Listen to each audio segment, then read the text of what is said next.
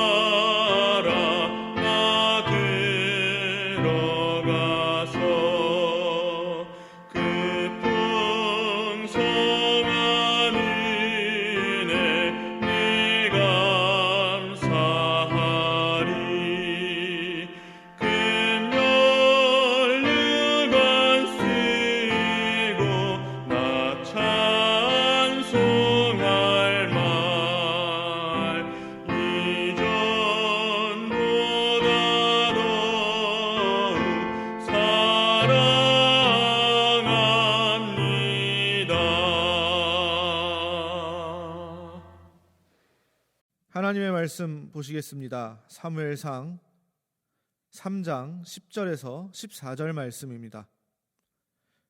제가 봉독해 드리겠습니다. 여호와께서 임하여 서서 전과 같이 사무엘아 사무엘아 부르시는지라. 사무엘이 이르되 말씀하옵소서 주의 종이 듣겠나이다 하니 여호와께서 사무엘에게 이르시되 보라 내가 이스라엘 중에 한 일을 행하리니 그것을 듣는 자마다 두 귀가 울리리라. 내가 엘리의 집에 대하여 말한 것을 처음부터 끝까지 그날에 그에게 다 이루리라. 내가 그의 집을 영원토록 심판하겠다고 그에게 말한 것은 그가 아는 죄악 때문이니 이는 그가 자기의 아들들이 저주를 자청하되 금하지 아니하였음이니라. 그러므로 내가 엘리의 집에 대하여 맹세하기를 엘리 집의 죄악은 죄물로나 예물로나 영원히 속죄함을 받지 못하리라 하였노라 하셨더라. 아멘. 우리는 사사기와 룻기를 통해서 하나님께서 이스라엘 백성을 인도하셨던 은혜를 살펴볼 수 있었습니다. 사사기를 통해 하나님을 향한 풍성한 자비를 보여주셨고 룻기를 통해 자기 백성을 향한 구속자의 인애를 보여주셨습니다. 하나님께서는 매 순간 함께 하셨습니다. 그리고 늘 말씀하셨습니다. 이러한 하나님의 섭리와 은혜는 어느 한정된 시기에만 나타난 것이 아니었습니다. 신약시대 초대교회 시기에도 하나님께서는 말씀을 통해서 그리고 성령의 감동을 통해 말씀하셨고, 오늘날 우리에게도 성경 말씀으로 성령의 감동으로 우리에게 말씀하고 계십니다. 시기는 다르고 하나님의 말씀을 듣는 방법도 다르지만 우리도 하나님의 음성, 하나님의 뜻을 알 수 있습니다.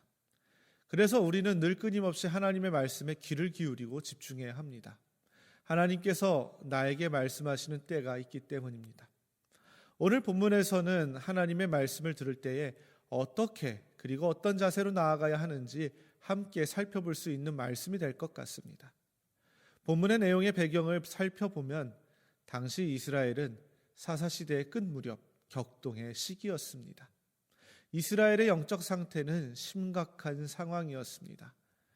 이때 하나님께서 사무엘이라는 한 소년을 부르셔서 믿음으로 말씀을 받고 말씀을 읽으며 말씀을 선포하라고 말씀하십니다. 우리는 오늘 본문을 통해서 하나님의 음성을 들을 때 취해야 할 합당한 태도는 무엇인지 함께 살펴보기를 원합니다. 먼저 하나님의 말씀을 받을 준비가 되어야 합니다. 3장 1절을 보면 여호와의 말씀이 희귀하여라는 내용이 있습니다. 이 뜻은 하나님의 말씀이 늘 이스라엘 백성에게 잊지 않았다라는 뜻입니다. 그러나 하나님께서 이스라엘 백성에게 정기적으로 말씀하지 않으신 것이 아니라 이스라엘 백성이 하나님의 음성을 듣는데 익숙하지 않았던 것입니다. 하나님의 말씀을 듣지 못한 백성은 곤고함 가운데 살고 있었습니다. 이 상황을 뒷받침해 주는 구절이 사사기 21장 25절 말씀입니다. 그때에 왕이 없으므로 사람이 각기 자기 소견대로 행하였다라고 기록되어 있는데, 이것은 이스라엘 백성이 하나님의 말씀에 귀를 기울이지 않았을 뿐만 아니라 하나님의 음성을 듣는데 둔했다라는 것을 의미합니다. 이처럼 하나님의 음성에 귀를 기울이지 못하였던 시기를 하나님께서 오래 지속되지 않게 하셨습니다. 하나님께서는 어린 소년이었던 사무엘에게 찾아오셔서 말씀하셨습니다. 오늘 본문에서 하나님께서 사무엘을 4번 부르셨습니다. 그러나 3번째 부르실 때까지 사무엘은 자신을 부르신 분이 하나님이시라는 사실을 확인해야 했습니다. 사무엘상 3장 7절을 보면 아직 여호와를 알지 못하고 여호와의 말씀도 아직 그에게 나타나지 아니한 때라고 되어 있습니다. 그는 엘리가 자신을 부르는 줄 알고 엘리에게로 찾아갔습니다. 그러나 3번째 하나님께로 부르셨을 때에 엘리는 비로소 하나님께서 사무엘을 부르신 것을 알았습니다. 그래서 사무엘에게 하나님께서 다시 사무엘을 부르실 때에 그 음성에 어떻게 반응하는지 알려주었습니다. 그 반응은 3장 10절에 있듯이 말씀하옵소서 주의 종이 듣겠나이다 였습니다. 마찬가지로 우리 역시 하나님의 말씀을 읽고 묵상할 때 그리고 기도할 때 이러한 자세로 나아가야 합니다. 말씀을 들을 때 그리고 묵상할 때 기도할 때 하나님께서 나에게 어떻게 말씀하시는지 어떤 마음을 주시는지 마음을 열고 귀를 기울여야 합니다. 하나님께서 새로운 계시를 주시지는 않지만 하나님의 음성을 들을 수 있도록 우리를 준비시키시며 말씀을 읽고 듣는 과정에서 우리를 부르고 계신다는 것을 알 수 있습니다. 하나님의 음성에 귀를 기울이고 마음을 열어 하나님을 부르심에 응답하시는 성도님들이 되시기를 바랍니다. 다음으로 하나님께서 하시는 말씀에 들을 준비를 해야 합니다. 오늘 본문을 보면 하나님께서 사무엘에게 엘리 집안을 심판하실 것을 말씀하셨습니다. 엘리 집안은 문제가 많았습니다. 그의 뒤를 이어서 제사장이 될 2 아들은 하나님을 모욕하기 일쑤였고 엘리는 그 아들들을 소극적으로 훈육하였습니다. 결국 이 때문에 하나님의 심판이 일어난 것입니다. 13절을 보면 하나님께서 사무엘에게 내가 그의 집을 영원토록 심판하겠다고 그에게 말한 것은 그가 아는 죄악 때문이니 이는 그가 자기의 아들들이 저주를 자청하되 금하지 아니하였기 때문이라는 것입니다. 엘리가 하나님의 엄중한 경고의 말씀에 귀를 기울이지 않았다는 것입니다. 어린 사무엘에게 이러한 메시지는 매우 힘든 일이었을 것입니다. 사무엘은 엘리의 밑에서 자랐고 그를 아버지처럼 따랐습니다. 그리고 하나님과 하나님의 말씀을 엘리에게서 배우며 자랐습니다.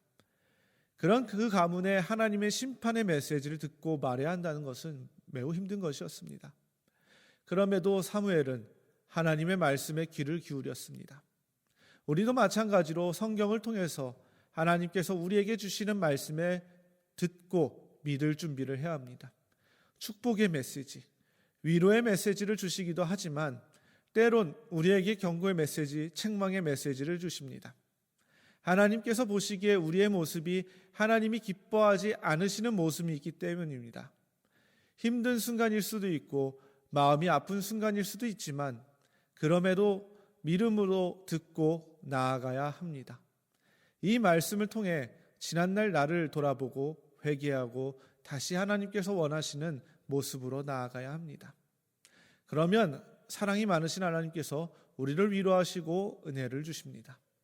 또한 그 메시지가 설령 다른 이들에게 전해야 하는 말씀에도 귀를 기울여야 합니다. 그리고 그 말씀을 전해야 합니다. 그러나 하나님께서 선하시고 인자하시고 자비로우신 것처럼 우리가 전하는 메시지도 사랑으로 가득해야 함을 기억하시기 바랍니다. 마지막으로 하나님의 말씀을 전할 준비를 해야 합니다. 엘리는 하나님께서 무슨 말씀을 하셨는지 알아보기 위해서 다음 날 아침 사무엘을 불렀습니다.